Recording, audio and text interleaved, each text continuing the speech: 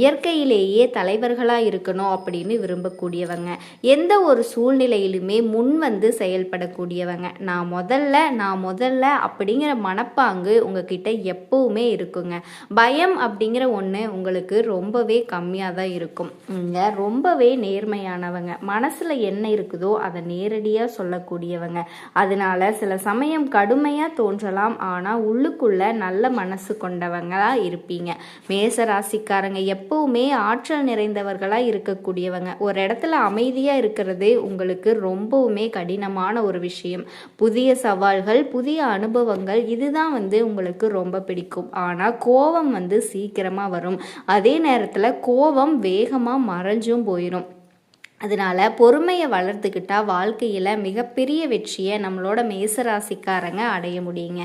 நம்ம இன்னைக்கு இந்த வீடியோ பதிவில் எதை பற்றி தெரிஞ்சுக்க போகிறோம் அப்படின்னு பார்த்தீங்கன்னா, நம்மளோட மேசராசிக்காரர்களுக்கு சனிப்பெயர்ச்சியால் ஏற்படக்கூடிய பலன்களை பற்றி இந்த வீடியோ பதிவில் விரிவாக தெரிஞ்சுக்க போகிறோங்க.